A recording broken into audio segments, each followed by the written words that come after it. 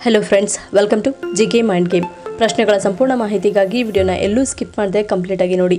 ಇವತ್ತಿನ ಪ್ರಶ್ನೆಗಳಲ್ಲಿ ಮೊದಲನೇ ಪ್ರಶ್ನೆ, ಕರುಳಿನ ಕ್ಯಾನ್ಸರ್ ಕಾಣಿಸಿಕೊಂಡರೆ ದೇಹದಲ್ಲಿ ಯಾವ ರೀತಿಯ ರೋಗ ಲಕ್ಷಣಗಳು ಕಾಣಿಸಿಕೊಳ್ಳುತ್ತವೆ?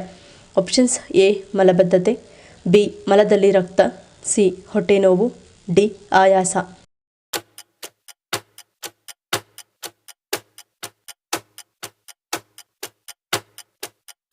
ಸರಿಯಾದ ಉತ್ತರ ಈ ಮೇಲಿನ ಎಲ್ಲವೂ. ಪದೇ ಪದೇ ಮಲಬದ್ಧತೆ ಸಮಸ್ಯೆ ಎದುರಾಗುವುದು, ಪದೇ ಪದೇ ಬೇದಿಯಾಗುವುದು, ಮಲವಿಸರ್ಜನೆಯ ಸಂದರ್ಭದಲ್ಲಿ ರಕ್ತ ಕಂಡುಬರುವುದು, ಸಾಕಷ್ಟು ಪ್ರಮಾಣದಲ್ಲಿ ವಿಶ್ರಾಂತಿ ತೆಗೆದುಕೊಂಡರೂ ಕೂಡ ಸುಸ್ತು ಮತ್ತು ಆಯಾಸ ಕಾಣಿಸಿಕೊಳ್ಳುವುದು, ಇದ್ದಕ್ಕಿದ್ದಂತೆ ಹೊಟ್ಟೆಯುಬ್ಬರ, ಹೊಟ್ಟೆಯಲ್ಲಿ ಸೆಳೆತ, ಗ್ಯಾಸ್ಟ್ರಿಕ್, ಹೊಟ್ಟೆ ನೋವು ಇತ್ಯಾದಿ ಹೊಟ್ಟೆಗೆ ಸಂಬಂಧಿಸಿದ ಆರೋಗ್ಯ ಸಮಸ್ಯೆಗಳು ಪದೇ ಪದೇ ಕಾಣಿಸಿಕೊಳ್ಳುವುದು ಕೂಡ ಈ ಕಾಯಿಲೆಯ ಪ್ರಮುಖ ಲಕ್ಷಣಗಳಲ್ಲಿ ಒಂದಾಗಿರುತ್ತವೆ. ಎರಡನೇ ಪ್ರಶ್ನೆ, ನಡೆಯಬೇಕಾದರೆ ಮಂಡಿಯಲ್ಲಿ ಕಟ್ ಕಟ್ ಎನ್ನುವ ಶಬ್ದ ಬರಲು ಕಾರಣವೇನು? ಆಪ್ಷನ್ಸ್: ಎ ಘರ್ಷಣೆ, ಬಿ ಗ್ಯಾಸ್ ಗುಳ್ಳೆ, ಸಿ ಮೂಳೆ ಸವೆತ, ಡಿ ಮೇಲಿನ ಎಲ್ಲವೂ.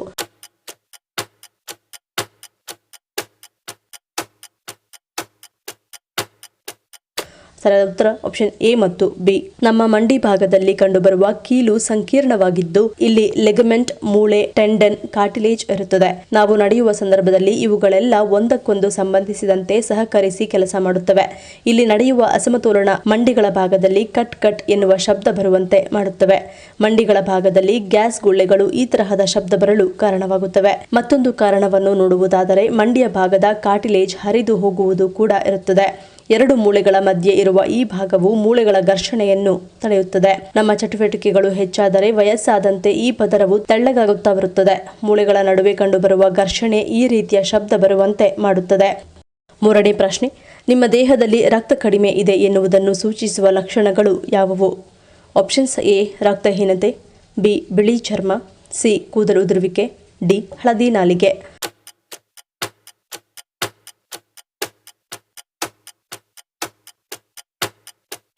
ಸರಿಯಾದ ಉತ್ತರ ಆಪ್ಷನ್ ಎ ರಕ್ತಹೀನತೆ. ದೇಹದಲ್ಲಿ ಕೆಂಪು ರಕ್ತ ಕಣಗಳ ಕೊರತೆಯಿಂದ ರಕ್ತಹೀನತೆ ಉಂಟಾಗುತ್ತದೆ.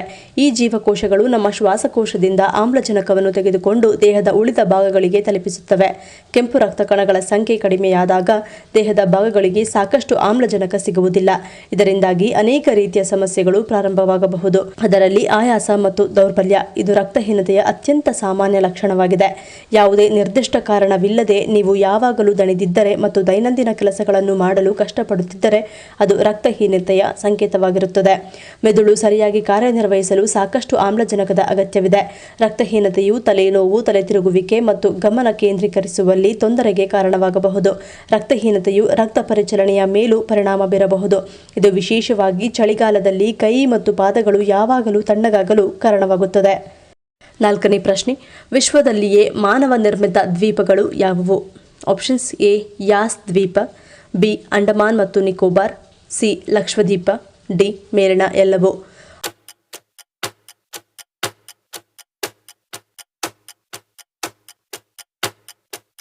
ಸರಿಯಾದ ಉತ್ತರ ಆಪ್ಷನ್ ಎ ಯಾಸ್ ದ್ವೀಪ. ವಿಶ್ವದಲ್ಲಿ ಒಟ್ಟು 5 ಮಾನವ ನಿರ್ಮಿತ ದ್ವೀಪಗಳಿವೆ. ಅವುಗಳಲ್ಲಿ ಒಂದು ಯಾಸ್ ದ್ವೀಪ. ಯುನೈಟೆಡ್ ಅರಬ್ ಎಮಿರೇಟ್ಸ್ ನಲ್ಲಿ ಮಾನವ ನಿರ್ಮಿತವಾದ ಅದ್ಭುತ ದ್ವೀಪವೇ ಈ ಯಾಸ್ ದ್ವೀಪ. ಇದು ಮನರಂಜನೆ ಇಷ್ಟಪಡುವವರ ಸ್ವರ್ಗವಾಗಿದೆ. ಐಷಾರಾಮಿತನವನ್ನು ಸಾಟಿ ಇಲ್ಲದೆ ಅನುಭವಿಸಬಹುದು. ಇಲ್ಲಿ ಸ್ಟೈಲಿಶ್ ಕೆಫೆಗಳು ಮತ್ತು ಮೈಕಲಿನ್ ನಕ್ಷತ್ರ ಹಾಕಿದ ತಿನಿಸುಗಳಂತಹ ಉನ್ನತ ಮಟ್ಟದ ಊಟದ ಆಯ್ಕೆಗಳ ಸಂಗ್ರಹವಿದ್ದು ದ್ವೀಪವು ಹಲವಾರು ಇತರ ಐಷಾರಾಮಿ ರೆಸಾರ್ಟ್ಗಳಿಂದ ತುಂಬಿದೆ. ಇನ್ನು ಇನ್ನಿತರ ಮಾನವ ನಿರ್ಮಿತ ದ್ವೀಪಗಳು ಎಂದರೆ ಅವು ಎಕೋ ಅಟ್ಲಾಂಟಿಕ್, ಇದು ನೈಜೀರಿಯಾದಲ್ಲಿದೆ, ಮತ್ತು ಫಾರ್ಮ್ ಜುಮೇರಾ, ಇದು ದುಬೈಯಲ್ಲಿದೆ. ಫೆಬರ್ ಹೋಮ್, ಇದು ಡೆನ್ಮಾರ್ಕ್ನಲ್ಲಿರುವ ದ್ವೀಪವಾಗಿದ್ದು ಇನ್ನು ಕೊನೆಯದಾಗಿ ದಿ ಫರ್ಲ್ ದೋಹಾ, ಇದು ಕತಾರ್ನಲ್ಲಿ ಕಂಡುಬರುತ್ತದೆ. ಐದನೇ ಪ್ರಶ್ನೆ, ಅಸ್ತಮಾ ಸಮಸ್ಯೆ ಇದ್ದಕ್ಕಿದ್ದಂತೆ ರಾತ್ರಿ ಸಮಯದಲ್ಲೇ ಹೆಚ್ಚಾಗಲು ಕಾರಣವೇನು? ಆಪ್ಷನ್ಸ್: ಎ ಹಾರ್ಮೋನ್, ಬಿ ಆಹಾರ ಪದ್ಧತಿ, ಸಿ ರಕ್ತ ಪರಿಚಲನೆ, ಡಿ ಫ್ಯಾನ್ ಗಾಳಿ.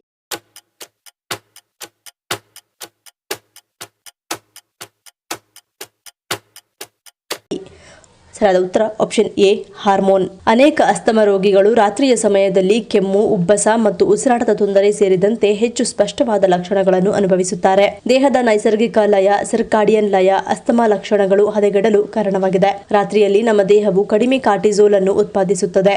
ಇದು ನೈಸರ್ಗಿಕವಾಗಿ ಉರಿಯೂತವನ್ನು ಸಮತೋಲನಗೊಳಿಸುವ ಹಾರ್ಮೋನ್ ಆಗಿದೆ. ಕಡಿಮೆ ಕಾರ್ಟಿಸೋಲ್ ಮಟ್ಟಗಳು ವಾಯುಮಾರ್ಗಗಳಲ್ಲಿ ಉರಿಯೂತವನ್ನು ಹೆಚ್ಚಿಸಲು ಅವಕಾಶ ಮಾಡಿಕೊಡಬಹುದು. ಇದರಿಂದಾಗಿ ಶ್ವಾಸನಾಳದ ಸ್ನಾಯುಗಳು ಸಂಕುಚಿತಗೊಳ್ಳುತ್ತವೆ, ಉಸಿರಾಟವನ್ನು ಹೆಚ್ಚು ಕಷ್ಟಕರವಾಗಿಸುತ್ತವೆ. 6ನೇ ಪ್ರಶ್ನೆ, ವಿಶ್ವದಲ್ಲಿಯೇ ಅತ್ಯಂತ ಶಕ್ತಿಶಾಲಿ ಕ್ಷಿಪಣಿ ಯಾವ ದೇಶದಲ್ಲಿದೆ? Options A Germany, B America, C Bharat, D Russia.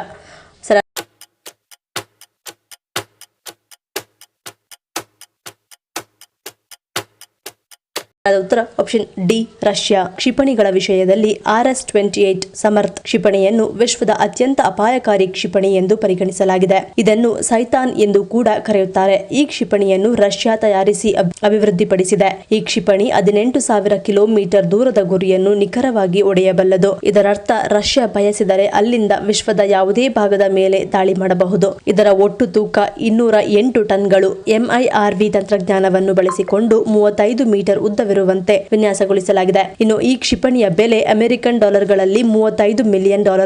ಭಾರತೀಯ ಕರೆನ್ಸಿಯಲ್ಲಿ ಇದರ ಮೌಲ್ಯ 290 ಕೋಟಿ ರೂಪಾಯಿಗಳಿಗಿಂತ ಹೆಚ್ಚು. 7ನೇ ಪ್ರಶ್ನೆ, ಪುರುಷರು ಪ್ರತಿದಿನ ಬೇಯಿಸಿದ ಮೊಟ್ಟೆ ತಿನ್ನಬೇಕು ಎನ್ನಲು ಕಾರಣವೇನು? ಆಪ್ಷನ್ಸ್ ಎ ತ್ರಾಣ ಹೆಚ್ಚಾಗಲು, ಬಿ ಹಾರ್ಮೋನ್ ಉತ್ಪಾದನೆ, ಸಿ ಸ್ನಾಯು ಬೆಳವಣಿಗೆ, ಡಿ ಮೇಲಣ ಎಲ್ಲವೂ.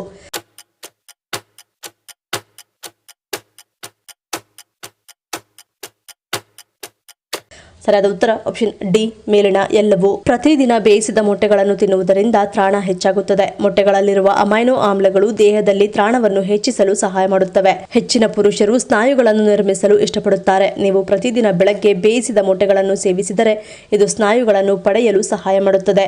ಮೊಟ್ಟೆಗಳಲ್ಲಿ ಹೆಚ್ಚಿನ ಪ್ರಮಾಣದ ಪ್ರೋಟೀನ್ ಇದ್ದು ಇದು ಸ್ನಾಯುಗಳನ್ನು ಬಲಪಡಿಸುತ್ತದೆ. ಮೊಟ್ಟೆ ತಿನ್ನುವುದರಿಂದ ಸ್ನಾಯುಗಳು ಬೆಳೆಯಲು ಸಹಾಯವಾಗುತ್ತದೆ. ಇನ್ನು ಲೈಂಗಿಕ ಹಾರ್ಮೋನ್ಗಳು ಅಂದರೆ ಟೆಸ್ಟೋಸ್ಟೆರಾನ್ ಹಾರ್ಮೋನ್ ಹೆಚ್ಚಿಸಲು ನೀವು ಮೊಟ್ಟೆಗಳನ್ನು ಸೇವಿಸಬಹುದು. ಪುರುಷರಿಗೆ ಟೆಸ್ಟೋಸ್ಟೆರಾನ್ ಬಹಳ ಮುಖ್ಯ. ಇದರ ಕೊರತೆಯು ಪುರುಷರಲ್ಲಿ ಕಾಮಾಸಕ್ತಿಯನ್ನು ಕಡಿಮೆ ಮಾಡುತ್ತದೆ. ಅಂತಹ ಪರಿಸ್ಥಿತಿಯಲ್ಲಿ ಮೊಟ್ಟೆಗಳನ್ನು ಸೇವಿಸುವುದು ಪ್ರಯೋಜನಕಾರಿ. ಮೊಟ್ಟೆಗಳಲ್ಲಿರುವ ಪ್ರೋಟೀನ್ ಲೈಂಗಿಕ ಹಾರ್ಮೋನ್ಗಳ ಉತ್ಪಾದನೆಗೆ ಸಹಾಯ ಮಾಡುತ್ತದೆ. 8ನೇ ಪ್ರಶ್ನೆ, ಅಂಗೈಯಲ್ಲಿ ತುರಿಕೆಯಾಗುವುದು ಯಾವ ರೋಗ ಬರುವ ಮುನ್ಸೂಚನೆಯಾಗಿರುತ್ತದೆ? ಆಪ್ಷನ್ಸ್ ಎ ಮಧುಮೇಹ, ಬಿ ಹೃದ್ರೋಗ, ಸಿ BP, ಡಿ ರಕ್ತಹೀನತೆ.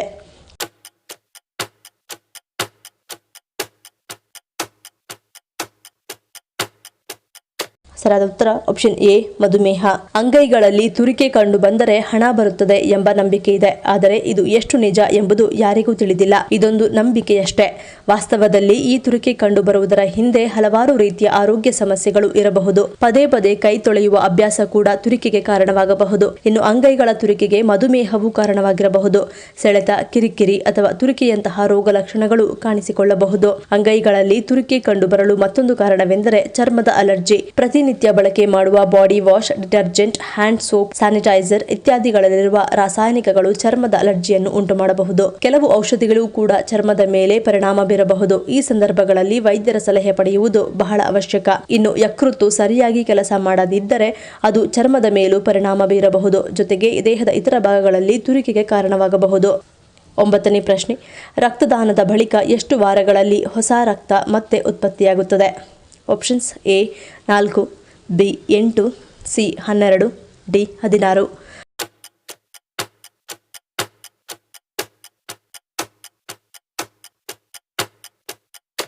ಸರಿಯಾದ ಉತ್ತರ ಆಪ್ಷನ್ ಎ ಮತ್ತು ಬಿ. ಕೆಲವು ರಕ್ತದ ಅಂಶಗಳು ಕೆಲವು ಗಂಟೆಗಳು ಅಥವಾ ದಿನಗಳಲ್ಲಿ ಸಾಮಾನ್ಯ ಸ್ಥಿತಿಗೆ ಮರಳಿದರೆ ಇನ್ನೂ ಕೆಲವು ಪುನರ್ನಿರ್ಮಿಸಲು ಹೆಚ್ಚು ಸಮಯ ತೆಗೆದುಕೊಳ್ಳುತ್ತದೆ. ರಕ್ತದಾನ ಮಾಡಿದ ಕೇವಲ 24ರಿಂದ 48 ಗಂಟೆಗಳಲ್ಲಿ ದೇಹವು ಪ್ಲಾಸ್ಮಾವನ್ನು ಪುನರುತ್ಪಾದಿಸುತ್ತದೆ. ಕೆಂಪು ರಕ್ತ ಕಣಗಳು ಸಂಪೂರ್ಣವಾಗಿ ಬದಲಾಯಿಸಲು ಸಾಮಾನ್ಯವಾಗಿ 4ರಿಂದ 8 ವಾರಗಳು ಬೇಕಾಗುತ್ತವೆ. ರಕ್ತದ ಕಬ್ಬಿಣಾಂಶದ ಮಟ್ಟಗಳು ಸಾಮಾನ್ಯ ಸ್ಥಿತಿಗೆ ಮರಳಲು 8 ವಾರಗಳವರೆಗೆ ತೆಗೆದುಕೊಳ್ಳಬಹುದು. ಭಾರತದಲ್ಲಿ ಆರೋಗ್ಯ ಮಾರ್ಗಸೂಚಿಗಳ ಪ್ರಕಾರ ಆರೋಗ್ಯವಂತ ವ್ಯಕ್ತಿ 3 ತಿಂಗಳಿಗೊಮ್ಮೆ ರಕ್ತದಾನ ಮಾಡುವುದು ಆರೋಗ್ಯಕರ.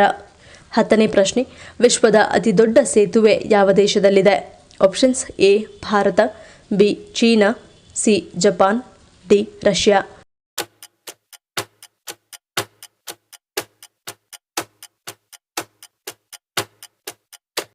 ಸರಿಯಾದ ಉತ್ತರ ಆಪ್ಷನ್ ಬಿ ಚೀನಾ. ಚೀನಾದ ದನ್ಯಾಂಗ್ ಕುಶ್ನನ್ ಗ್ರ್ಯಾಂಡ್ ಸೇತುವೆ ವಿಶ್ವದ ಅತಿ ದೊಡ್ಡ ಸೇತುವೆಯಾಗಿದೆ. ಇದು 164.8 ಕಿಲೋಮೀಟರ್ ಉದ್ದವಾಗಿದೆ. ಈ ಸೇತುವೆಯು ಬೀಜಿಂಗ್ ಶಾಂಘೈ ಹೈ ಸ್ಪೀಡ್ ರೈಲ್ವೆಯ ಭಾಗವಾಗಿದೆ. ಇದು ಜನರು ದೊಡ್ಡ ನಗರಗಳ ನಡುವೆ ತ್ವರಿತವಾಗಿ ಪ್ರಯಾಣಿಸಲು ಸಹಾಯ ಮಾಡುತ್ತದೆ. ಈ ಸೇತುವೆಯನ್ನು 4 ವರ್ಷಗಳಲ್ಲಿ ನಿರ್ಮಿಸಲಾಯಿತು ಮತ್ತು 2011ರಲ್ಲಿ ತೆರೆಯಲಾಯಿತು. ಈ ಪ್ರಶ್ನೆಗಳಲ್ಲಿ ನೀವು ಎಷ್ಟು ಪ್ರಶ್ನೆಗಳಿಗೆ ಸರಿ ಉತ್ತರವನ್ನು ಕೊಟ್ಟರೆ ಅನ್ನೋದನ್ನು ಕಮೆಂಟ್ ಮಾಡಿ ತಿಳಿಸಿ. ಈ ವಿಡಿಯೋ ನಿಮ್ಗೆ ಇಷ್ಟ ಆಗಿದ್ರೆ ಮರಿದೇ ಲೈಕ್ ಮಾಡಿ, ಶೇರ್ ಮಾಡಿ, ಸಬ್ಸ್ಕ್ರೈಬ್ ಮಾಡಿ. ನನ್ನ ಚಾನಲ್ನ ಇನ್ನೂ ಸಬ್ಸ್ಕ್ರೈಬ್ ಮಾಡಿದೆ ಹಾಗೆ ವಿಡಿಯೋಸ್ ನೋಡ್ತಿದ್ರೆ ಪ್ಲೀಸ್ ಸಬ್ಸ್ಕ್ರೈಬ್ ಮಾಡಿ, ಸಪೋರ್ಟ್ ಮಾಡಿ. ಮತ್ತೊಂದು ಇಂಟ್ರೆಸ್ಟಿಂಗ್ ವಿಡಿಯೋನಿಗೆ ಸಿಗ್ತೀನಿ. Until love you all, take care.